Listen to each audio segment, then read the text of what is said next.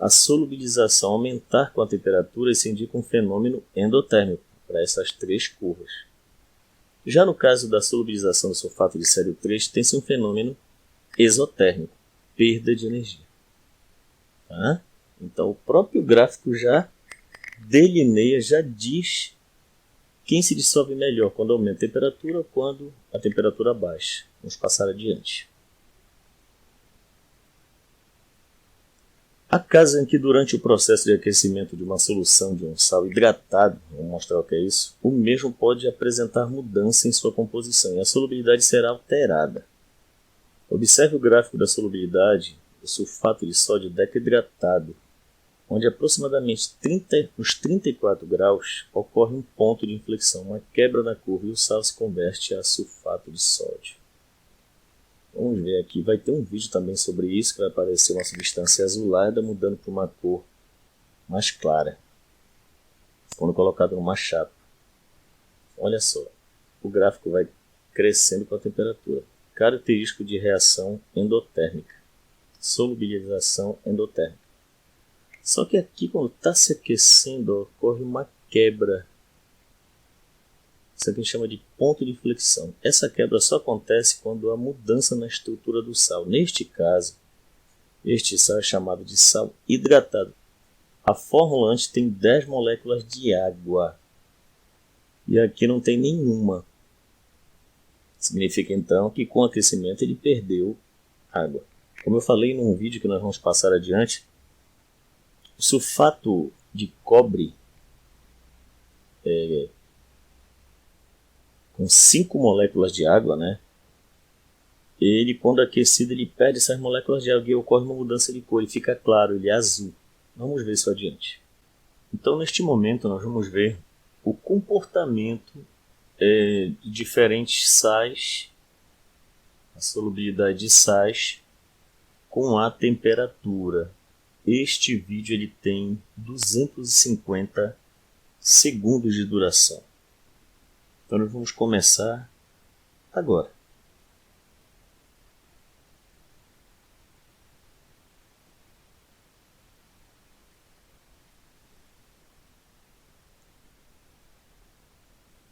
Nesta videosimulação nós vamos trabalhar a solubilidade das substâncias com a temperatura.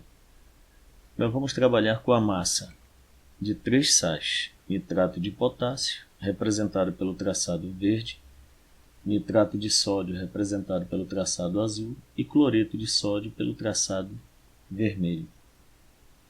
É muito mais fácil nós trabalharmos solubilidade a partir das soluções já pré-aquecidas.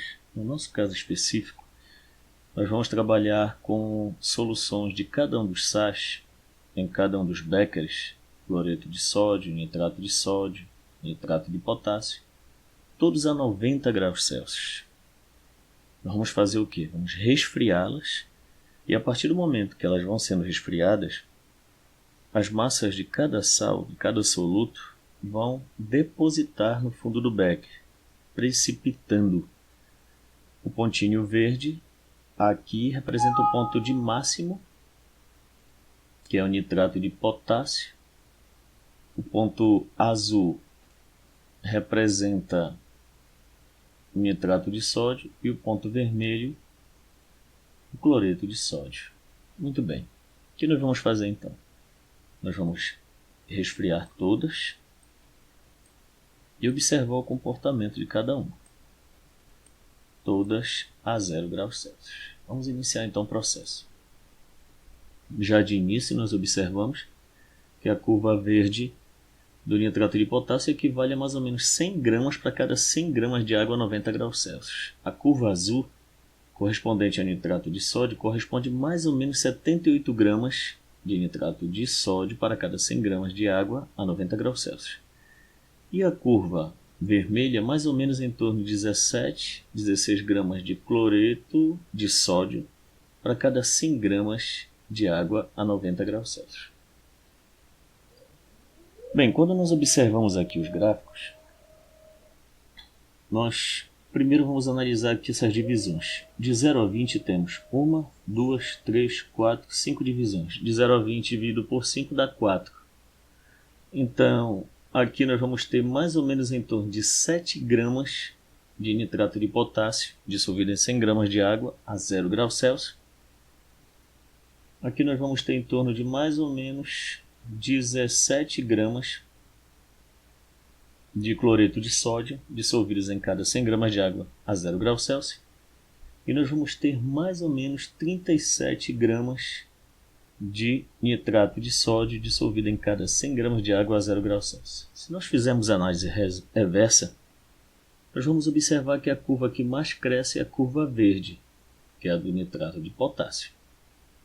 E ela cresce de tal forma que mostra que com o aumento da temperatura, aquele que apresentava uma solubilidade pequena a temperatura baixa, agora é o que apresenta a maior solubilidade a 90 graus Celsius. Só repetindo, quanto é que é o valor a 90 graus Celsius? 100 gramas de nitrato de potássio para cada 100 gramas de água. O azul, mais ou menos em torno de 78 gramas de nitrato de sódio para cada 100 gramas de água. E aqui nós temos mais ou menos em torno de 16 gramas de cloreto de sódio para cada 100 gramas de água. Então, te observa. E com o aumento da temperatura, o comportamento para substâncias diferentes em relação à solubilidade pode ser alterado.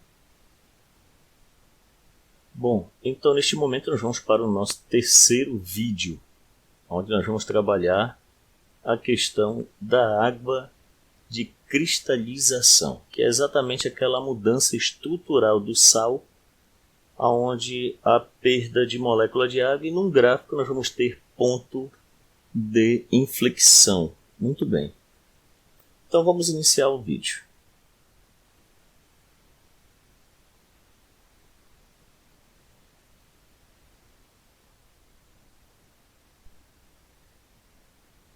Nós vamos agora trabalhar com uma simulação e uma experimentação em vídeo. Bom, a substância que nós temos aqui é o sulfato cúprico penta-hidratado, 5 moléculas de água. Quando eu aqueço este sulfato cúprico penta-hidratado a mais de 230 graus Celsius, você repara aqui que a coloração vai mudando. E esse experimento vai fazer com que ele fique branco. O mesmo é observado aí no lado na experimentação com o vídeo. E eu espero que vocês gostem dessa simulação, porque ela é tanto no Crocodile Chemistry quanto o vídeo real apresentando o processo de perda de molécula de água.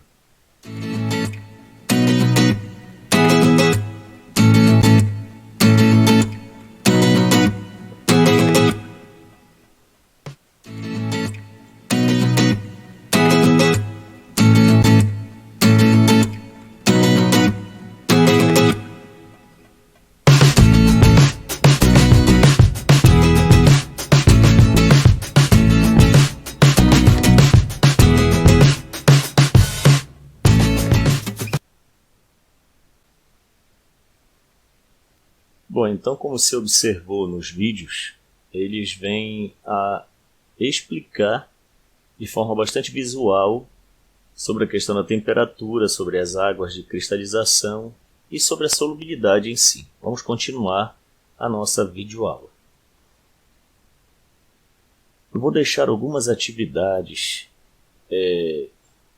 como de costume, para serem entregues pelo WhatsApp ou por uma outra forma segundo aquilo que a gente venha a pedir. A priori a gente usa o WhatsApp com os vídeos particionados. A nossa primeira atividade ela está relacionada à questão de curva de solubilidade, parecida com uma que nós utilizamos em nosso trabalho inicial. A segunda atividade e terceira atividade estão relacionadas à questão da temperatura, solubilidade de substâncias, tá? E a classificação destas mesmas soluções. A quarta e quinta atividades, tá? Algumas envolvem até um cálculozinho, mas não é tão difícil. Só vou voltar para que você possa ter tempo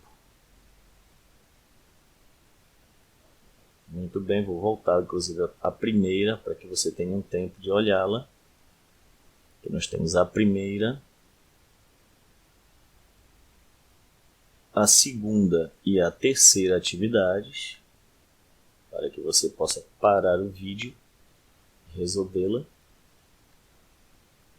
A quarta e quinta atividade. Muito bem. A sexta atividade. Parecem até grandes, mas não são, na verdade, difíceis de serem feitas. E, enfim, a tabela periódica dos elementos químicos para avaliações que eu sempre tenho utilizado.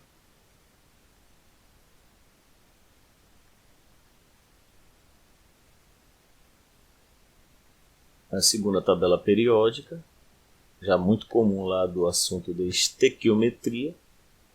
Já tem aqui estado sólido, líquido, gasoso, radioativo e assim sucessivamente. A outra tabela periódica por distribuição eletrônica, um pouco mais difícil de ser visualizada num vídeo com uma tela pequena. E a nossa bibliografia, né? Dando destaque principalmente para este livro aqui, que é nível de terceiro grau, tá? Não é muito aconselhável. O material que eu estou disponibilizando para vocês no vídeo já é suficiente para se fazer um bom estudo. Basta segui-lo. E, enfim, os nossos sinceros agradecimentos a Deus por tudo.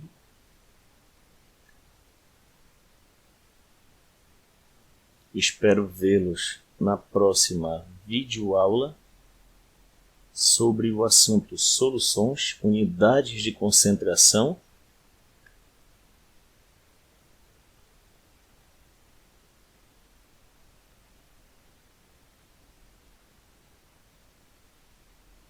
E até breve.